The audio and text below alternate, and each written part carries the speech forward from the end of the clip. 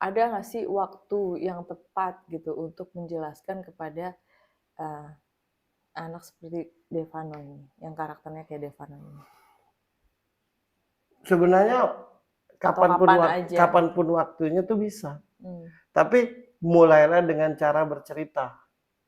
Oh, jangan langsung Jangan tiba-tiba langsung. Jadi menjelaskan. cara ngadepin orang kayak Devano itu ajak dulu bercerita. Misalkan dia dari keluar rumah, Mm-mm. makan apa tadi, dengan siapa tadi, acara apa tadi, senang tidak sih acaranya. Bercerita aja dulu.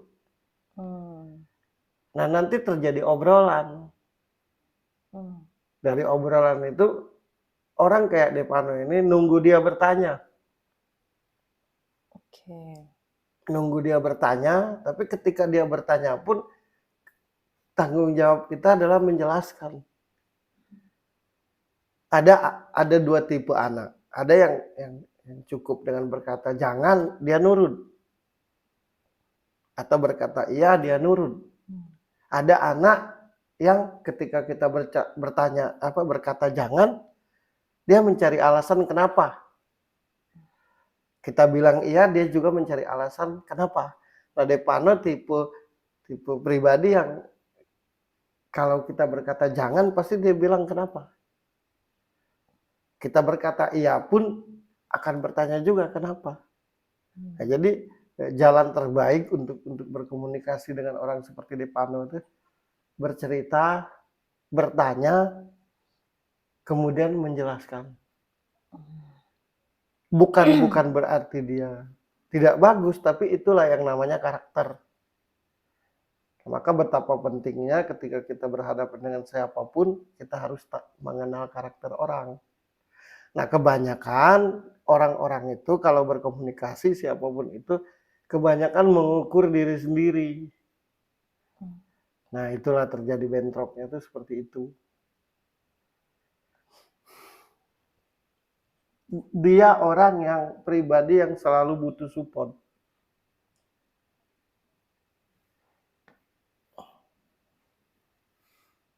Butuh support. Dia tidak bisa dipatahkan. Tapi keinginannya tuh disupport gitu. Disupport. Kalaupun kita mau melarang, kita harus jelaskan dulu sekali lagi, jelasan alasan yang tepatnya apa.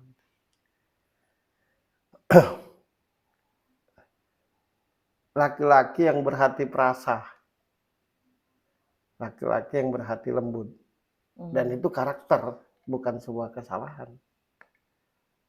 Ada yang laki-laki yang berhati keras kepala, ada berhati keras, ada laki-laki yang berhati cuek, ada laki-laki yang hatinya lembut dan perasa, dan itu karakter. Makanya sangat penting sekali lagi ketika kita berbicara dengan orang itu mengenal watak orang yang kita ajak bicara, biar nyampe.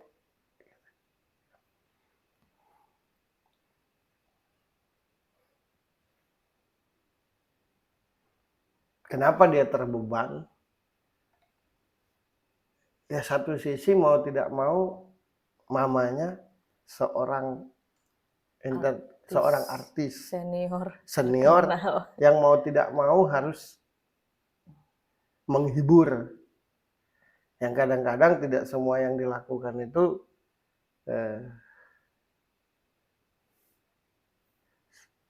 cocok dengan dirinya sendiri gitu. Tapi demi kepentingan hiburan mau tak mau harus dilakukan. Nah, sedangkan Devano ini orang yang realita, yang apa adanya, yang jelas. Satu lagi yang harus orang tahu tentang dirinya, walau dia anak dari seorang artis senior, tapi dia pribadi yang mandiri, pribadi yang punya keinginan kuat untuk berjuang sendiri, pribadi yang ingin sukses karena kinerja diri sendiri. Makanya kenapa sangat sakit hati ketika dibilang mendompleng nama mamanya. Ya, bagi yang berkata mendompleng nama mamanya itu orang yang nggak ngerti. Kenapa? Ya kan anaknya, mau tak mau. Sudah pasti. Anaknya presiden, ya pasti bapaknya presiden, pasti anaknya kena imbas wibawa kepresidenan kan. Anaknya seorang penyanyi, bapaknya penyanyi, ya anaknya pasti ikut kan. Namanya juga antara ibu dan anak atau bapak dan anak. Jadi kalau ada yang berkata mendompleng nama bapaknya, yang mendompleng itu, yang disebut mendompleng itu, nama yang orang. tidak ada hubungan darah apapun, yang tidak kenal sedikit pun, tahu-tahu nempel. Nah itu mendompleng namanya. Oh, atau kalau sekarang bahasanya ini panjat sosial. Iya, itu mendompleng. Tapi kalau misalkan bapaknya penyanyi, terus anaknya ikut terkenal, itu bukan mendompleng, namanya juga anak kandungnya. Yang terkenal bapak kandungnya, salahnya di mana? Makanya kadang sembarangan ngomong tuh.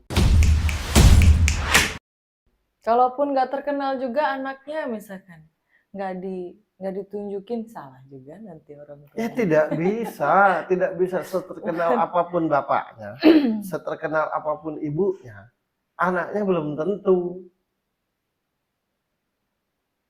Makanya kebanyakan kita ini memberi pendapat asal. Dan dasar pendapat itu asal karena ketidaksukaan dulu.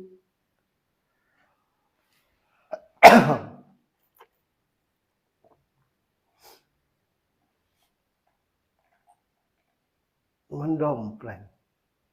Kata mendompleng itu, kita tidak kenal orangnya. Tahu-tahu kita nempel ke orang itu. Nah itu mendompleng. Tapi kalau anaknya jadi terkenal karena bapaknya terkenal, ya namanya juga anak kandungnya. Yang terkenal bapaknya. Kita ini semakin hari semakin bodoh menurutku yang menilai. Nah, perseteruan antara di satu sisi Depano ini orangnya apa adanya. Ya. Di satu sisi Depano ini orang yang mandiri menurutku. Di satu sisi juga Depano ini orang yang ingin besar karena dirinya sendiri. Itu karakternya. Di sisi lain mamanya sangat terkenal.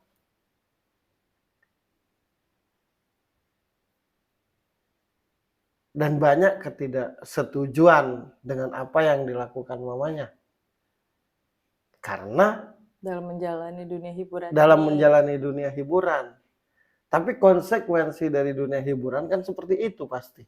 Ya. Nggak bisa kita kalau di dunia hiburan tuh apa maunya kita kan. Apalagi kita diajak. Nah nih gimana nih? Harus apa jalan tengahnya? Ya. Satu sisi ibunya mengikuti, satu sisi anaknya pengen dengan cara dia sendiri dan sampai sampai depresi gitu, sampai sakit karena memikirkan omongan-omongan orang yang terus-menerus gitu. Ya karena baik di luar rumah dia itu, menurutku ya, maupun di dalam rumah, seolah-olah hilang kemerdekaan untuk menentukan hidup sendiri gitu. Menurutku itulah yang membuat dia depresi. Ya. Yang gue rasain ya. Satu sisi dia harus terima keadaan di rumahnya yang banyak dia tidak setuju menurutku akan apa yang dikerjakan ibunya. Tapi di satu sisi juga dia sadar apa yang dikerjakan ibunya itu sebuah tanggung jawab dan keharusan sebagai seorang public figure. Nah, di luar rumah dia juga hilang kemerdekaan untuk jadi dirinya sendiri. Kalau dia terlihat santai, terlihat rock and roll pun salah. Kalau dia nanti tahu-tahu pengen bernyanyi pun bukan nanti sih, dianggap salah. Kalaupun terkenal karena nyanyinya, dianggap karena ibunya.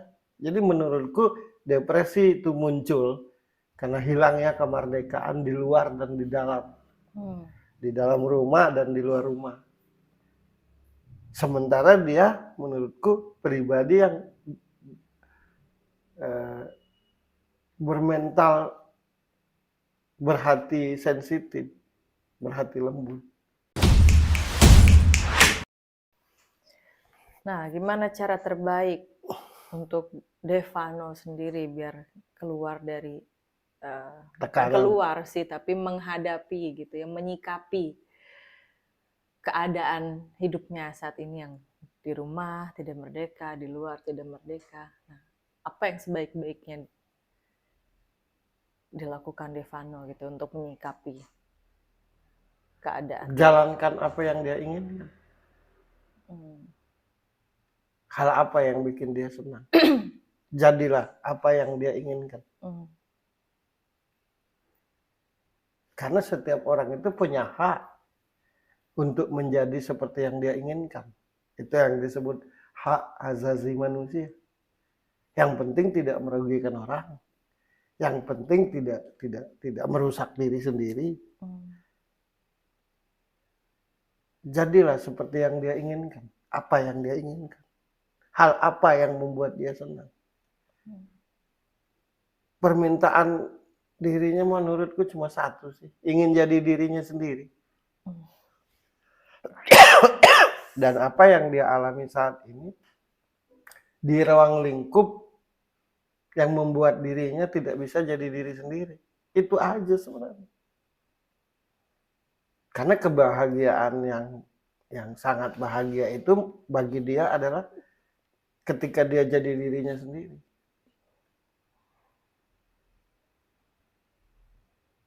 Gak banyak yang dia.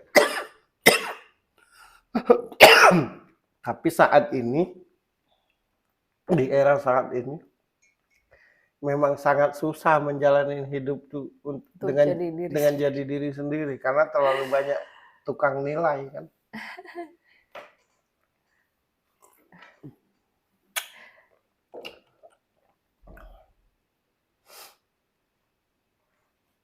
Satu sisi dia pribadi yang sangat sensitif.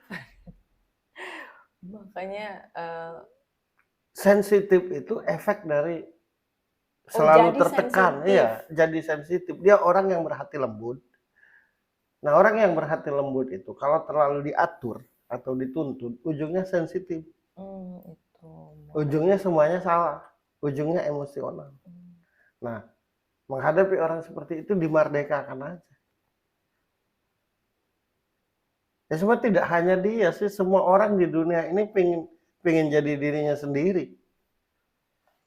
Karena kemerdekaan dalam hidup itu ketika kita bisa jadi diri kita sendiri.